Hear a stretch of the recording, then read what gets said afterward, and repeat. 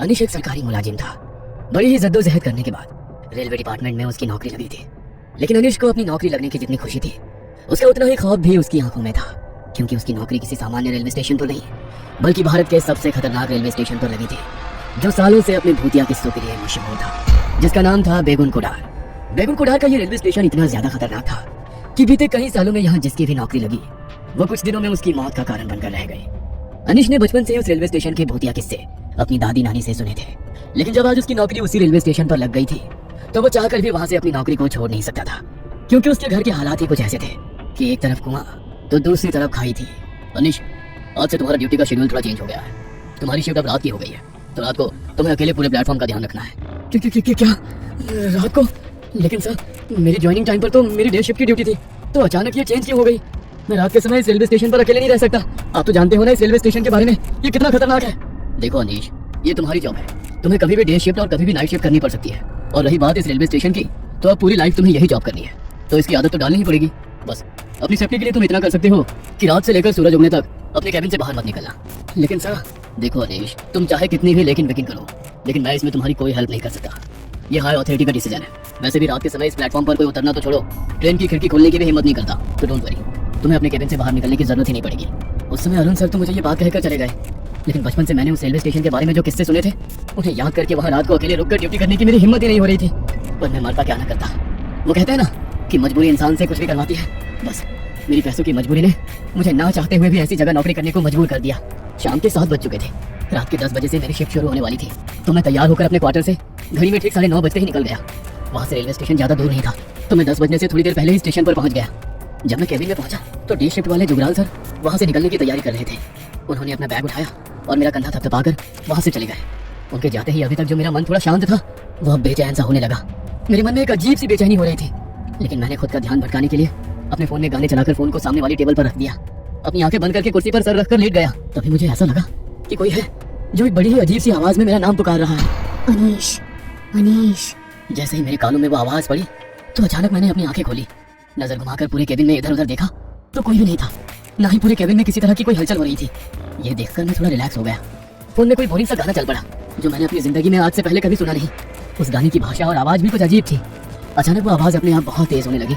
उसे सुनकर ऐसा लगा कि मानो मेरे कान के पर्दे फट जाएंगे। मैंने गाना बंद करने के लिए जैसे ही हाथ में अपना फोन उठाया, तो मेरे फोन की पूरी स्क्रीन बिल्कुल ब्लैक हो गई। मैंने पावर बटन से फोन को स्विच ऑफ करने की कोशिश की, लेकिन मेरा फोन अचानक ऐसा हो गया कि मैं उसे ऑफ ही नहीं कर पाया। उस आवाज से परेशान होकर मैंने अपने कानों को अपने दोनों हाथों से भींच लिया। तभी अचानक सब कुछ एकदम शांत हो गया। मैंने जैसे ही अपनी आंखें खोली, तो मुझे ऐसा लगा कि मेरे केबिन के दरवाजे को मानो जैसे कोई बहुत जोर से खटखटा रहा हो। लेकिन इतनी रात को पूरे प्लेटफॉर्म पर मेरे अलावा तो कोई और था ही नहीं, तो फिर आखिर मेरे केबिन का दरवाजा कौन खटखटा रहा है? ये सोचकर मेरे पसीने छूट गए, लेकिन फिर भी मैंने हिम्मत करते हुए पूछा, कौन है? कौन है बाहर? मेरी मदद करो साहिब, दरवाजा खोलो, वरना वो लोग मुझे मार डालेंगे, बचा लो मुझे। अरे, ये तो किसी लड़की की आवाज है, लेकिन इतनी रात को कोई लड़की यहाँ पर क्या कर रही है? नहीं, ये सब छलावा है, मैं दरवाजा नहीं खोलूंगा।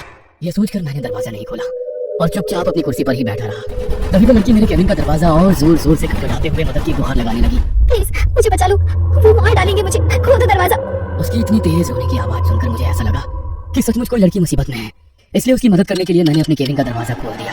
दरवाजा खोलते ही सामने देखा तो मेरे सामने दूध की जैसी सफेद इतनी खूबसूरत लड़की, मानो कोई अप्सरा उतरकर मेरे सामने आ गई हो। उसे देखते ही मैं उसकी खूबसूरती का कायल हो गया। मुझे दिल दिमाग पर जैसे उसकी खूबसूरती का सम्मोहन छा गया।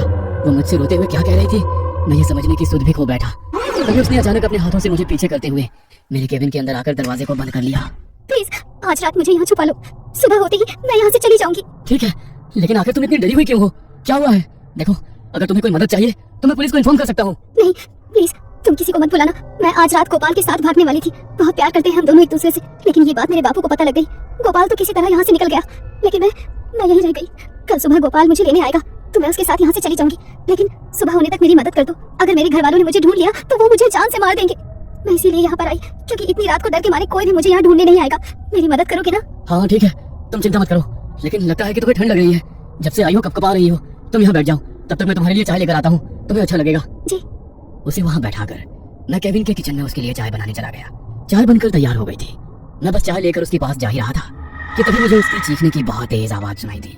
उसकी चीख सुनकर मेरे हाथ में पकड़ा चाय का कप मेरे हाथ से छूटकर नीचे गिर गया। मुझे लगा कि उस लड़की के घर वालों ने कहीं उसे पकड़ तो नहीं लिया। ये सोचकर मैं बड़ी ही हड़बड़ी में किचन से बाहर आया तो मैंने देखा कि मेरे केबिन का दरवाजा खुला हुआ है और वो लड़की भी वहां पर नहीं है। केबिन के फर्श पर खून की कुछ छींटें पड़ी है। मुझे उस लड़की की चिंता हुई। मैं जल्दी से अपने केबिन से बाहर निकला तो केबिन की दाहिनी ओर से मुझे फिर से उसकी चीख सुनाई दी। मैं भागकर उसकी ओर गया तो देखा वो लड़की जमीन पर बैठी हुई है। उसकी पीठ मेरी तरफ थी। वो रोते हुए अपने हाथ से कुल्हाड़ी लिए बेरहमी से किसी पर वार कर रही थी। ये नजारा देखकर मुझे अपनी आंखों पर यकीन नहीं हो रहा था कि जो लड़की अभी कुछ मिनट पहले मेरे पास आकर मदद की गुहार करती हुई रो रही थी, अभी वो लड़की अपने हाथों से कुल्हाड़ी लिए बेरहमी से किसी पर ऐसे वार कर रही है। ये देखकर मुझसे रहा नहीं गया। मैंने उसे आवाज लगाई, ये क्या कर रही हो तुम? किसी को मार डाला क्या तुमने? मेरे इतना कहते ही उसने कुल्हाड़ी से वार करना बंद कर दिया और उसने अपनी गर्दन मोड़कर जैसे ही मुझे देखा तो डर के मारे मानो मेरी आत्मा मेरे शरीर से निकल गई हो। उसका पूरा चेहरा खून से लथपथ था। आंखों की जगह बस काली पुतलियां थी। चेहरा बुरी तरह से कटा फटा हुआ था। उसने मेरी ओर देखकर बड़े ही भयानक तरीके से मुस्कुराया तो उसके लंबे काले दांत देखकर मुझे ऐसा लगा कि घिन के मारे मुझे उल्टी हो जाएगी। वो अपने सामने पड़ी लाश के मांस को अपने हाथों से पकड़कर खा रही थी। उसे देखकर मैं इतना डर गया कि डर के मारे मेरे पैर वहीं जम गए। तभी उसने फिर से मेरी ओर बड़ी ही भयानक हंसी के साथ हंसते हुए देखा। वो वहां से भाग गई। मुझे लगा कि अब वो वहां से चली गई है, इसलिए मैं थोड़ी आगे जाकर उस लाश को देखने गया ताकि पुलिस को इसकी खबर दे पाऊं। लेकिन जब मैं उस लाश के पास पहुंचा तो उसे देखा मेरा कलेजा मेरे हाथ में आ गया। वो नजारा देखकर मैं इतना डर गया कि डर के मारे मैं वहीं पर बेहोश होकर गिर पड़ा। सुबह जब मेरी आंख खुली तो मैं अपने केबिन के चेयर पर था। प्लेटफॉर्म से बहुत शोर सुनाई दे रहा था। मैंने बाहर निकलकर देखा तो प्लेटफॉर्म पर काफी सारे लोगों का जमावड़ा लगा हुआ था। प्लेटफॉर्म पर किसी की लाश पड़ी थी, इसलिए मैं भी लोगों के बीच से जाकर उसे देखने गया तो डर के मारे मेरी आत्मा से सिहर उठी, क्योंकि लोगों के बीच पड़ी वो लाश किसी और की नहीं बल्कि मेरी ही लाश थी। इस रेलवे स्टेशन पर पोस्टिंग वाले हर ऑफिसर की तरह ही आज मेरी भी मौत हो चुकी थी। अगर आपको कभी इस रेलवे स्टेशन पर एक रात बिताने का मौका मिले तो क्या आप यहाँ आना चाहेंगे? शायद मेरी ही तरह वो लड़की आपके पास भी मदद की गुहार लेकर आ जाए।